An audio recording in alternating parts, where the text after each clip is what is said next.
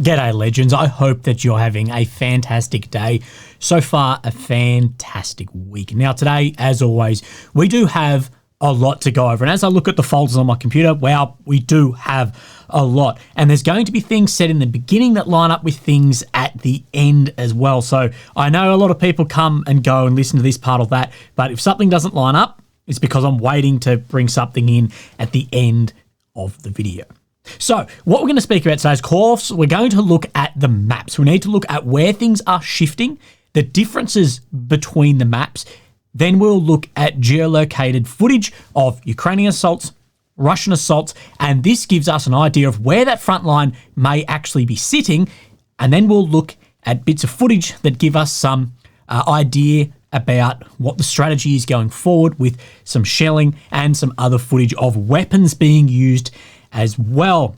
Now, US Republicans, as well Speaker Johnson, have really called out Democrats and Zelenskyy, calling on Zelenskyy to fire his representative, the Ukrainian representative, to the US, as well as pushing on the Democrats that there was some level of, I guess, election interference there too, with that Pennsylvania shell factory. And Republicans, they say, not being invited to this. Then we need to talk about nuclear deterrence, blackmail, coercion, whatever you want to call it. We will talk at length about that. Also, Wall Street Journal have said that a number of officials in the US have said that they are, quote, unimpressed with Zelenskyy's victory plan. We need to talk what Zelenskyy has again spoken about, those nuclear facilities, and also Ukraine's energy heading into winter. Then we need to look at what Zelenskyy has said at the UN about his victory plan, of course, that leading to the peace plan, well, the implementation of his peace plan, and also what he has said about China and Brazil's 6-point peace plan. And we'll link in, this is the link, is Zelenskyy has then said something else about China as well to do with satellite imagery. So we'll line that all up. But a lot of people, including officials, are beginning to suggest that there needs to be an end to the war first and then work out the territory later and the return of that occupied territory back to Ukraine. I've seen this from Czech and from Poland recently, and a number of people online as well. But what I'm yet to see anyone actually even remotely try and explain is how this would actually happen.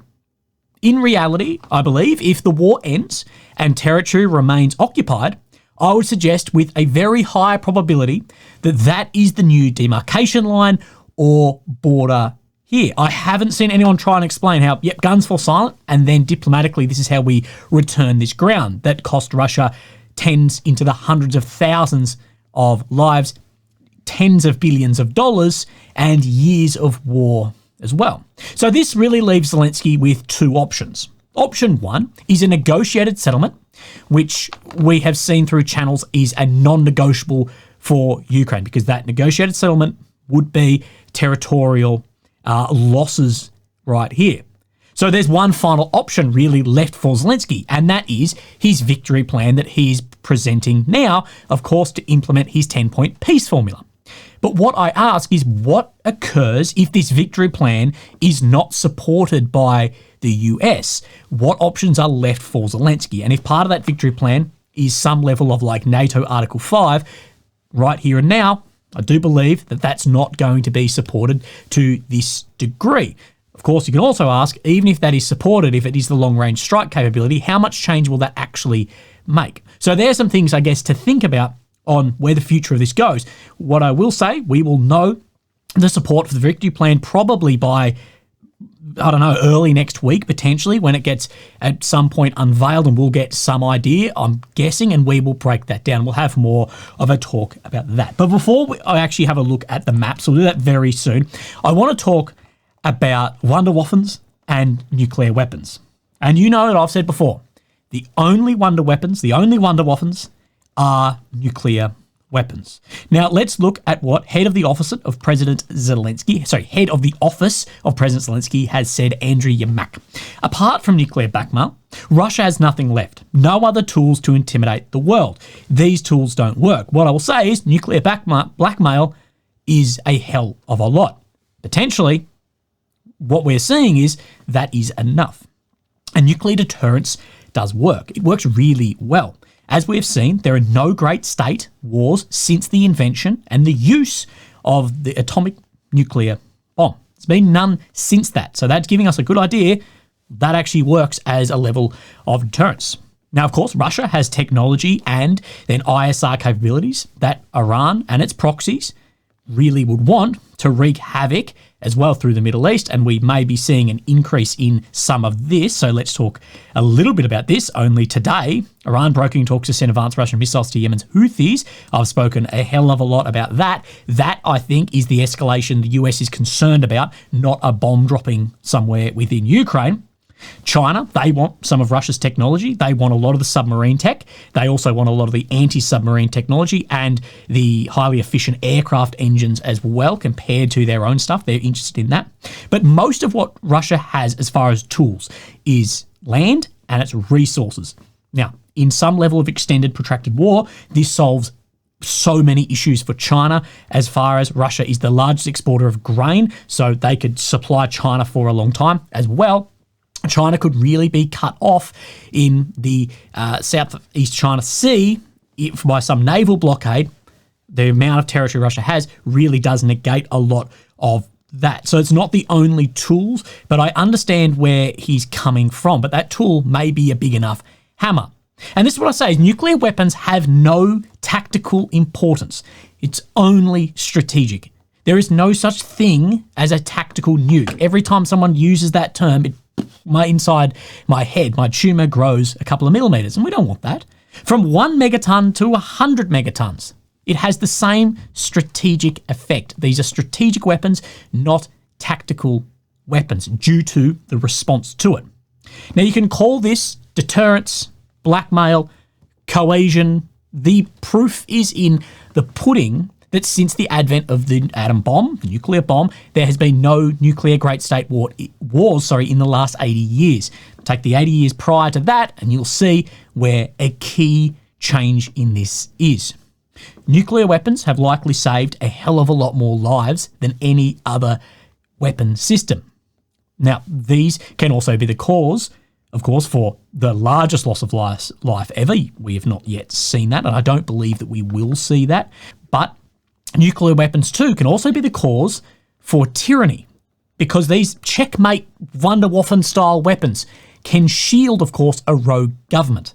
And I think the US's biggest concern in this is, what if Russia provide information components for a weapon like this, say to Iran, or the increase in technology to, say, someone like North Korea. Of course, North Korea is somewhat shielded by those systems, and Iran, if they were shielded more by those weapons and the tyranny and what actions could then take place within the Middle East. So let's step and talk a little bit about, I spoke about coercion, blackmail, deterrence, all of which have some level of overlap. But there's another one that I think people don't talk about that isn't written down in Russia's nuclear strategy, but has been speculated on from well before this war. The speculated concept of escalate, de-escalate points that Russia may use a limited nuclear strike early in a conventional conflict to force an adversary, NATO, to back down, to accept a ceasefire on terms favourable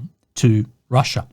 This could involve the use of a tactical nuclear weapon to demonstrate, resolve, and escalate a conflict to a level where the opponent would choose to de-escalate rather than risk full-scale nuclear war. And this is what Professor John Mearsheimer believes, that if they used a weapon like this, instantly people go, the next step to match that is all out. We don't want that. Let's have a look for the end of the war here. And someone did speculate to me saying, could Russia, we saw that failed launch of the Saber, just the launch vehicle, not the weapon system itself, but could we see an empty Saber maybe fire in on one of Russia's missile attacks against Ukraine as a further escalation warning there as well? But that's an interesting one in some of the doctrine, but we need to look at that Putin, again, has talked about changing the doctrine. Now, this is saber rattling. One of these is not about to be used, but again, it still has that level of deterrence, coercion, blackmail, whatever you want to call it. Russia should be able to use nuclear weapons if attacked by a state supported by a nuclear power, even if they're not a nuclear power. His remarks suggest Western support for a conventional attack of Russia by Ukraine should be considered a joint attack and could, under circumstances, merit a nuclear response. This would still be in line with the doctrine saying that it is posing a threat to the existence of the state of the Russian Federation, which all the drones, the Kursk, none of that has been close to the existence of the state. But this is what some theorists will talk about. I sort of leaned on this yesterday about if America may not be giving as much to Ukraine as they could. Of course, they could give way more to Ukraine, but a victory, how would a victory look? Would that threaten the existence of the state? And could you see something like that? We're a long way from this. We're a hell of a long way from that, but it's still an interesting point to think about. Putin has said, it is proposed that aggression against Russia by any non-nuclear state, but the participation or support of a nuclear state be considered as their joint attack on the Russian Federation. So if Ukraine fires an American weapon or a British weapon or blah, blah, blah, in that it can be seen in participation of then a nuclear state in a joint attack. Will this change anything like this on the front line? No, it won't, but it is some saber rattling, I guess, to try and get the US, the UK not to sign off on these long-range strikes into Russia. So far, it appears that it is working, even if this may not be the reason why it is working. It is amended because military political circumstances is changing dynamically. The conditions for Russia's transition to the use of nuclear weapons are clearly fixed, adding that Moscow would consider such a move if it detected the start of a massive launch of missiles, aircraft, or drones against it. Again, to the point of the existence of the state of the Russian Federation. I believe still in line with this. Now, next we're going to speak about the victory plan and how unimpressed with that. Then we'll speak again about nuclear stuff and then peace. But first, I want to have a look at the maps and I want to have a look at a helicopter as well. Now, let's have a look at this first off the bat. So I was just looking at my notes. So I said yesterday we may get a better idea of how much ground is made in September. Now, this is actually incorrect because this map that has a number 1 and 2 on the 25th. So this here should actually say Sep 25, but don't worry about that. That deep state has shown that 362 square kilometres have been taken this month up to the 25th, basically equaling in August. And you can see where I'm looking at the numbers, there was an acceleration of the front line since the beginning of the Kursk offensive. People will doubt that, but I'm just looking at the numbers given by Deep State in line with Ukraine MOD's own figures here, and we'll get a better figure as well in War Mapper, I'm guessing, in a couple of days. So, look, let's talk about Pokrovsk front first, and then we'll talk about Vuhledar. So, the only change on this map here is showing that Kursk has come at least, say, 30% under the control of Russian forces, but the entirety of it in grey zone. That's the only change on this map here well, not today, sorry, but on the second map update that came through later yesterday. But there is a few very interesting pieces in here that I really want to look at. So firstly, we'll then line up the Syriac map in this location, if I can find it. Sorry, my eyes were going all bloody ways. Here we go. So this is the train line running down here, out to the south of Selidov. Now, this is showing that Russians not only made it to the train line, but have also advanced to the north slightly on the flank of Selidov. We know that is the most likely course to be able to have more effect on Selidov rather than east to west push. But further Russian advancements through Kursk, Krasny Yar, and Nikolaevka, as well, shown by this advancements to the north of Novhorivka. Now, here is where there's a very, very interesting geolocation. So, let's have a look at two geolocations. We'll talk up around Nikolaevka first. So, this is the video of a Ukrainian assault. This is a vehicle in here. Now, it appears that this assault was then unsuccessful and the vehicle was taken out, I believe, by an RPG. But the interesting part of this is a Ukrainian assault against Russian positions. Regardless of how that assault turned out, let's have a look at where this was geolocated. So the geolocation on the Google map is here. We zoom in. This is right up here. This is Nikolaevka. Now let me bring up this map so it's a little bit easier for me to show you because I've circled it. This would suggest that Mykolaiivka and Krasny Yar, Kryvyi Yar, have come completely under control of the Russian forces if there are Russian positions up in there. But it suggests one more thing that I'll tell you in a second. So if there is a position here, we're talking to the outskirts of outskirts of Minograd, we're talking only a couple of kilometres. There is a further advancement. But this does suggest one more thing. And we see this by J. Helen on Twitter. Seem to have passed the fortifications on the Horodka, Mykolaiivka, Lizivka line of Minograd. And he's put in where this is here. So it seems that they have made their way through these major fortifications, of course, before Minograd.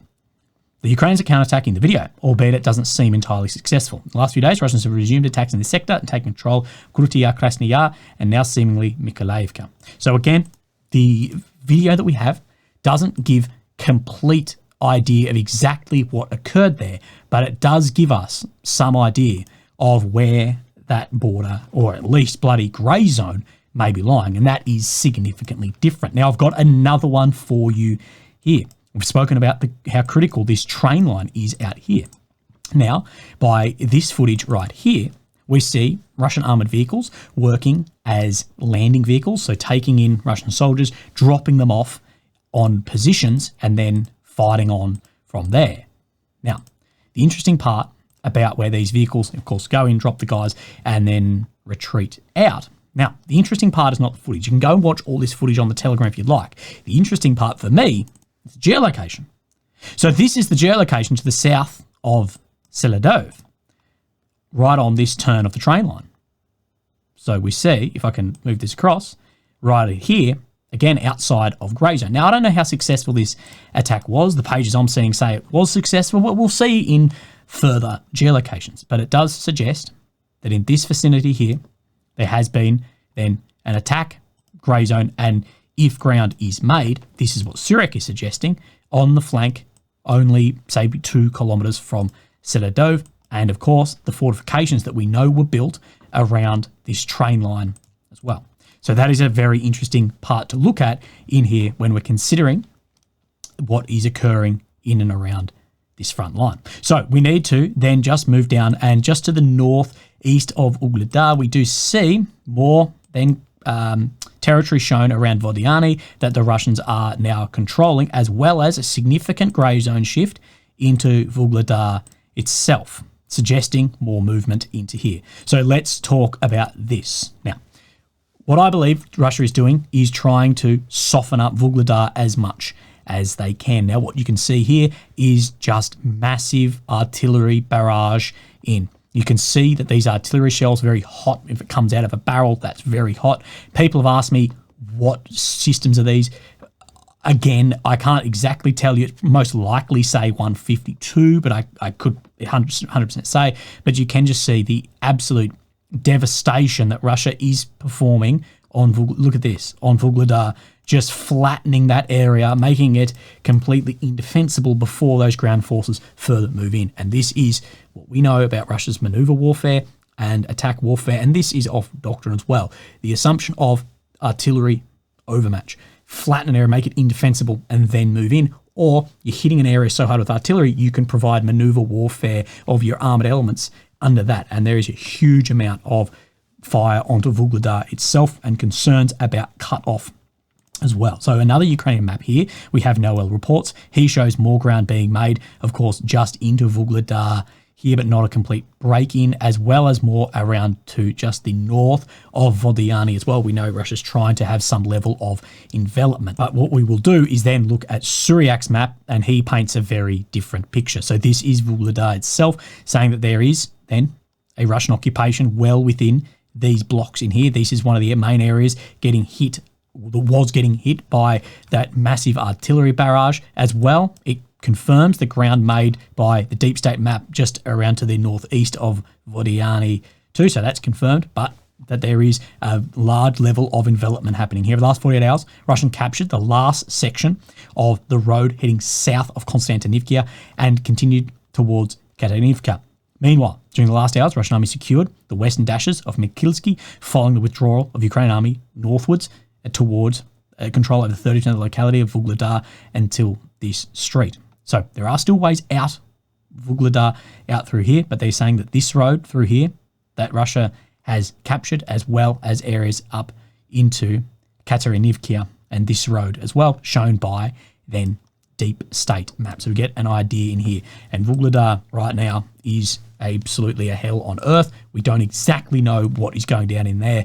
We hear about withdrawals, we hear about surrounding, but we'll get a better idea in the future. ISW said Russian forces have reached the outskirts of Vuhledar amid what appears to be an intensified offensive push near the settlement. But the capture of Vuhledar is unlikely to afford Russian forces any particular operational edge for further offensive operations into Donetsk Oblast. One thing I will say is we know that the ground in this area is very defensible, regardless of what gets brought down, because Ukraine has held this for a hell of a long time and attrited many, many losses. Again, every area like this that Russia take is an area that Ukraine is going to have to move back through to take on their territorial integrity objectives. So basically saying that it's non-strategically important, which we've heard about everywhere when things start happening. We're hearing this a little bit about Pokrovsk at the moment, and I'll just give some nuance to this, is Pokrovsk was incredibly strategically important, but what people are saying is it was important because it was such a hub and an area for vehicles and stuff to move through and out to. But now that it's fully within fire control, that has had to be moved somewhere else. So now the importance has reduced, but it is still important. Vuhledar was, of course, important because we know the amount of casualties Russia was willing to throw to take this, and the amount that Ukraine was willing to throw and try and hold and maintain Vuhledar itself. And of course, the main road that's leading right up into this beginnings of, I guess, some level of envelopment all the way through to the Ukrainsk front, and of course, where the defensive lines lie here. This area is still very, very important. And the further that Russia can push in here, the less range these weapon systems are going to have down into the south from Ukraine as well, and where Ukraine is going to have to fight through in planned offensives of the future.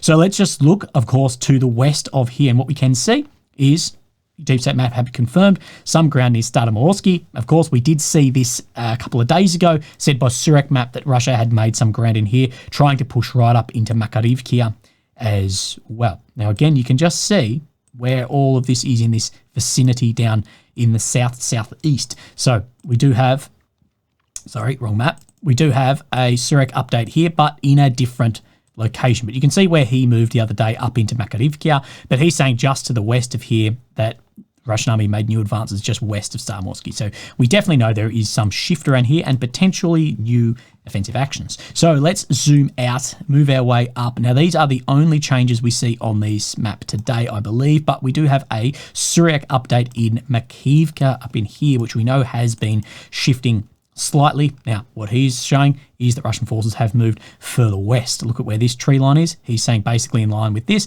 up on this road. So again, wait and see, but we get an idea of this. Now, one thing which people did rightfully correct me on yesterday was about a week ago, maybe just less, I did say that it has reports that the Russian forces that were out here in this like dislocated blob had withdrawn. Then we saw a Fab 3000 hit in exactly this location. That was the indication we know that they had likely withdrawn out of there. Then we saw the Ukrainian Military Intelligence GUR Special Forces doing a raid through here as well by that footage that I put on the Telegram, and I showed you a little bit of this. So there was an idea of what really occurred here. But what I want to show you is that Russia is pounding this area with more shelling as well. You can see the amount of shells that are getting dropped specifically in this area by both the thermal and then drone night footage here as well, specifically on this area. So we can see this is right where it's getting dropped by this geolocation. So a withdrawal or push out of there, and then absolutely bounding it. Now, I just have one little bit of footage that I found incredibly interesting to look at too, of this Kar-52 Russian attack assault helicopter. Now, it's flying through here. Now, it fires off a rocket, so it's on a rocket run, which we can see by, I'll show you this, see by the HUD. It's put its guidance on something here, fires off this rocket, and then we'll see on the HUD, you see rocket strike on whatever target it was, and then a very quick sort of turn on its axis. Now, this is a very interesting bit of footage from a weapon system we know Ukraine has, but we don't see them using, at least in the footage, that much. So this is it here. It's just fired off the rocket. And then this turn, and right there, you probably can't see it well, but I have put a slow motion up on the Telegram. You can see that he misses a star streak by, well, he doesn't actually completely miss him, but a star streak is this. Of course, it's made by Talus air defense system, but it uses darts instead of an explosive, and just missed it. Brown pants moment for that pilot. And some of these have just hit on, I believe this is the engine intake, maybe, on then the Car 52. So incredibly close. Very interesting bit of footage. The footage that we're getting out is very, very out of this war. We've never seen anything like it. But those star streaks, we don't see them that much, but we know that they are in play. But also those Car 52s still in location to be able to provide direct fire support by those weapon systems as well. So we do have a lot. Oh, shit, we're 26 minutes in. We got more to go. So let's talk about the victory plan and what Wall Street Journal has said about officials being unimpressed. The US is unimpressed with Ukraine's victory plan, lacks a comprehensive strategy, and is a little more than repackaged request for more weapons and the lifting of restrictions on long-range missiles. For months, Zelenskyy billed the plan as a framework to defeat Russia. But senior US and European officials knowledgeable of the broad outlines of the plan say it offers no clear path to Ukrainian victory. One senior official says, "I'm unimpressed. There was not much new there." Again, if this is reliant on long-range strikes, even if that gets signed off, how much change will that actually make? Well, the US is saying not that much. And they find themselves at a crucial point in the war without a shared vision between the US and Ukraine. The divisions between Kyiv and Washington also come amid disagreements among the US and its allies about lifting restrictions on Ukraine's ability to use long-range missiles inside of Russian territory. Now, this will help the use of ATACMS, Storm Shadow, Scalp, even Taurus. But we know Taurus is likely never coming. But even if that gets lifted, this will help. But it's sure as hell not an assurance of victory. A centerpiece of the plan requires US to give Ukraine the green light to use the weapons as Kyiv sees fit. Of course, we do know that there are still US, UK officers, officials, whatever, who are doing the planning and the the guidance of those systems too. Biden has dug in his heels despite urging his US counterpart by the US administration. Officials assert such weapons won't prove a strategic game changer and could possibly encourage Putin to escalate the war. So the UK is fully on board with, yep, we want this, but Biden has dug in his heels. Not much is happening. And of course, it won't be a game changer, and I believe this as well. And Putin to escalate the war. I don't escalate a war, not the war. The war we're talking about here is Ukraine-Russia. A war could be somewhere else that Russia could escalate, I believe. And I showed you some maybe of that before. The US position has faced stiff pushback from a number of European leaders who believe that after 2.5 years, Ukraine has earned the right to counter Russian forces without any hindrance. Well, a lot of these countries have their own systems and they could use it as well. The problem's going to be a lot of these GPS systems or whatever systems are still having to be used by the US. This is what I believe, that we won't see Storm Shadow without US approval because, well, what other systems is Storm Shadow using that is back reliant on US systems? But European countries, there are some systems they could provide, which I don't believe they will without the US's grace. Behind the scenes, Zelenskyy has been putting forward a maximalist proposal in hopes the US and its allies could give Kyiv everything it wants. Ukraine's plan broadly covers Ukraine's needs on the battlefield, political overhauls inside the country, and the economy.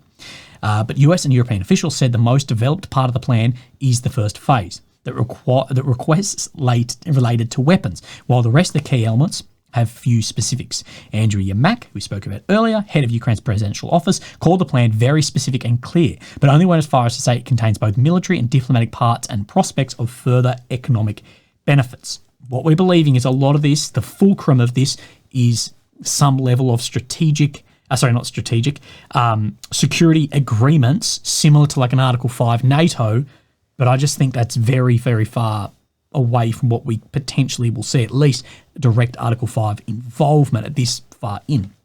But we'll see. Publicly, at least, senior US officials still insist that Ukraine can prevail against Russia, though they no longer talk about Kyiv regaining all of its lost territory. as I spoke about, this links to the first part of the video I spoke about we hear of this ending the war, return to territory after. How will that actually occur? But also militarily, how would that occur as well? With the tide of the war moving, even if those strikes were permitted, will that change tides? Blinken on Wednesday said he had no doubt Ukraine could win the war. The challenge now is to make sure that Ukraine can be a strong, independent country that stands up militarily, economically, and democratically. So again, we will wait and see if we get eyes on this victory plan, and then we will talk about what we see further in this. Now, this trip to the US for Zelenskyy, I don't believe is going the way Ukraine wished it would. The officials are saying that the victory plan is, not fully ready, or maybe some realistic in some of it, and it hinges on this and that, which we went through. But also, then this has popped up as well about a visit Zelenskyy did at House Republicans demanding an investigation into Ukrainian President Volodymyr Zelensky's visit to the US this week, raising questions whether it intended to boost Vice President Kamala Harris ahead of the November election. Of course, this was the visit to Pennsylvania, they said was politically motivated and paid for by the US taxpayer dollars in violation of federal law.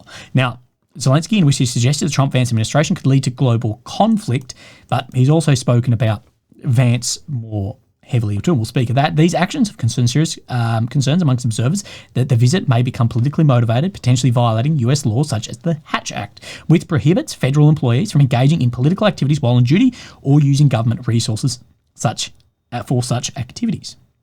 Zelenskyy was flown to Pennsylvania on a US aircraft, was provided by Secret Service protection while visiting an ammo plant in Pennsylvania, both of which would involve the use of taxpayer funds and must be only used for national security purposes. Lawmakers argue the resource will be in purposes related to national security rather than to support a politically significant visit ahead of a major US elections. Republicans say it would be a violation of federal law or ethical guidelines, prompting an accounting of these expenditures. So they want to know what bloody hell was expended in here. What did it then cost? There's a request of full investigation. The president was accompanied exclusively by Democrats. Of course, Zelenskyy had comments about Trump-Vance towards Vance, saying he was too radical. Also Vance, that America is headed for global conflict. Of course, what Zelenskyy has said about Vance and what Vance has said.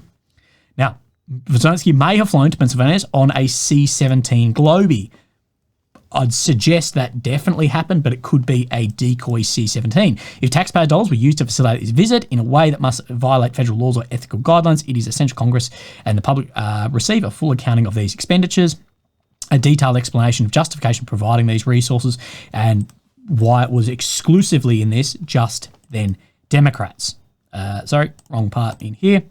It may violate the Hatch Act, provide accounting, and elected officials representing the state of Pennsylvania invited to attend. Were the Republicans actually invited? And it's signed by a number down in here. So they're wanting an investigation on all of this. Then Speaker Johnson has come out after organising a partisan campaign event in the battleground state this week.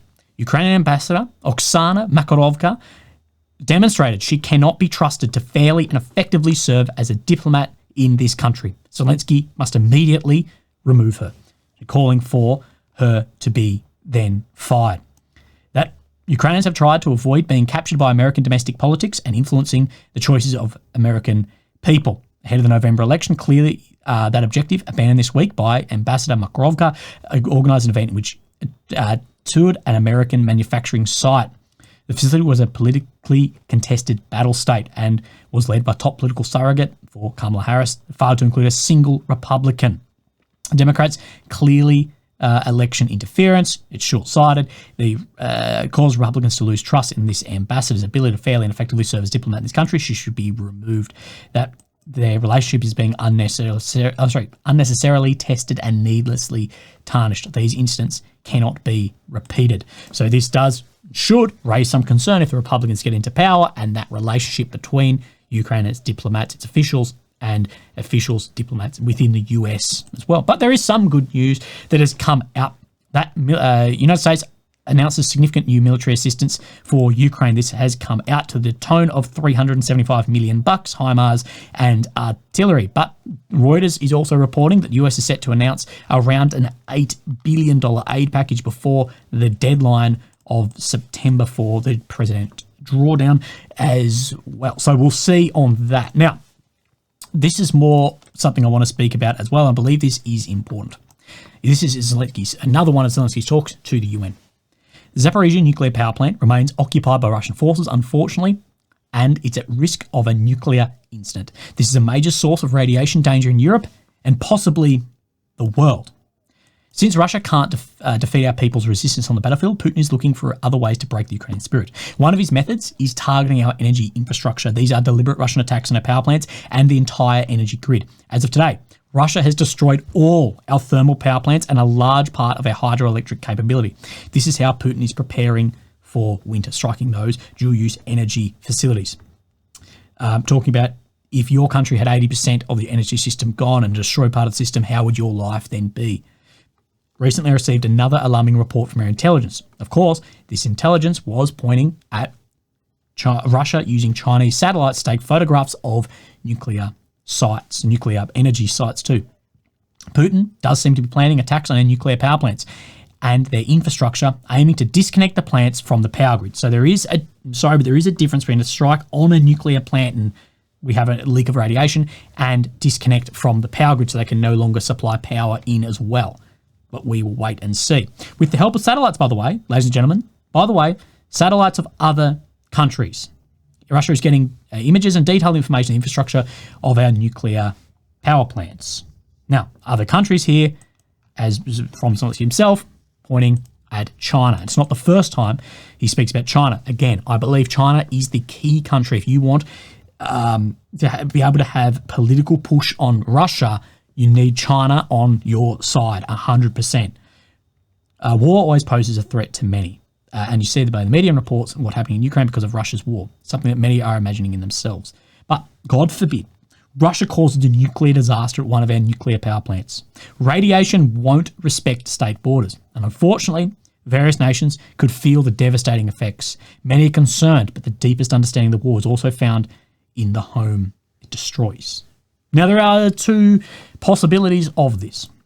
That the Ukraine special services, GUR, SBU, things like this, have real intelligence reports that Russia is planning a strike to disconnect these nuclear facilities or direct strikes on facilities as well. Now, the disconnection of these facilities, absolutely, I could see that happening to try and limit that energy grid again, because that does have a huge effect on the population, ability to continue the war, and the psychological effect of the nation. So that is probably as well. But a lot of people will point out, and I've spoken about as well, the ability to plant the seeds for maybe, possibly, then false flag attacks to involve other states in this war more on the ground too. But again, we will wait and see. We know there has been many attacks forward and back on nuclear facilities, particularly Zaporizhzhia. Now, Zelenskyy, in his UN speech, has then spoken about the peace proposal victory plan too. When some propose alternatives, half-hearted settlement plan, so-called set of principles, it only ignores the interests and suffering Ukrainians who are affected by the war most.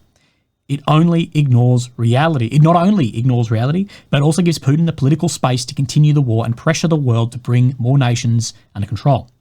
Any parallel or alternative attempts to seek peace are, in fact, efforts to achieve a lull instead of an end to the war. As a global initiative, the peace formula has already existed for 2 years, and maybe someone wants a Nobel Peace Prize for their political biography for frozen truce instead of a real peace.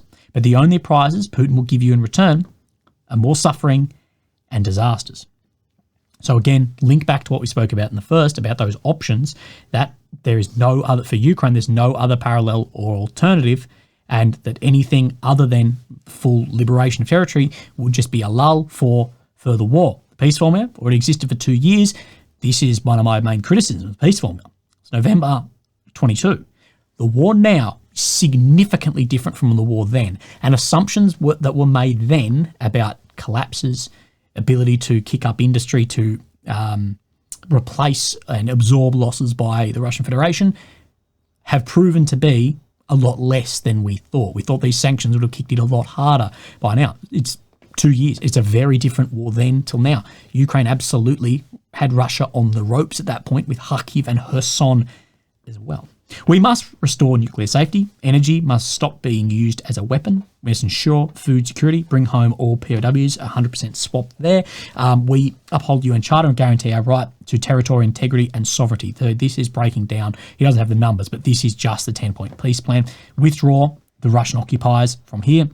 Must hold those responsible for war crimes accountable. So, of course, we know there's a ICC warrant out for Putin. So, hand over that, of course, other senior members too. So Russia withdraw, then give up their president and senior leaders too. This is why I believe this can only be done. This can only be done militarily. It is Russia putting up their hands in a full surrender. Prevent ecocide and destruction of nature caused by the war. We must not allow a second war, third phase of the Russian invasion. So Zelenskyy talks about with, if you pause and have a lull, that's what's going to happen. We need to make sure the war is over. If some of the world seeks alternatives to any of these points or tries to ignore any of them, it likely means they themselves want to do part of what Putin is doing. The point they ignore reveals the desire of what they are hiding. So basically saying here, if you are ignoring any of these points or you want alternatives to any of these points, you want part of what Putin is doing, and you're then supporting in a way by proxy Putin. When the Chinese-Brazilian duo tries to grow into a choir of voices with someone in Europe, someone in Africa saying something alternative to a full and just peace, the question arises, what is the true interest? So questioning, what is the true interest of China and Brazil here? Of course, they had their 6-point peace plan, which was an end to the war, peace, and then work things out from there. This is from Lula, leader of Brazil, at the UN and what he has said as well. But I want to talk about Zelenskyy multiple times. Chinese satellites, Chinese peace formula.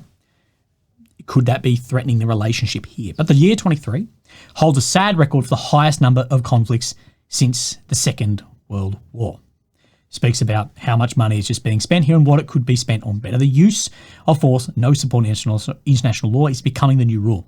We are witnessing two simultaneous conflicts with the potential to become a widespread confrontations. Again, what I will say is these are not particularly mutually exclusive. That's one thing that I speak about. But anyway, in Ukraine, it is with the regret that we see war is ongoing with no prospect of peace. Brazil has firmly condemned the invasion of Ukrainian territory. It is already clear that neither side will be able to achieve all of its objectives through military means. Again, this is something that I've said. I don't believe that Russia or Ukraine has shown evidence that they have the military might to achieve the full objectives of what they are after, whether it's 1991 borders or whether it is then further on for Russia to push into cities. At the moment, I'm not seeing it, but that can change in the future on the drop of a hat realistically too. Offensives can be like bankruptcy. It can be little by little, then all at once. The use of increasingly destructive weapons brings to mind the darkest times, the sterile confrontation of the Cold War. Creating conditions for the resumption of direct dialogue between parties is crucial at this time.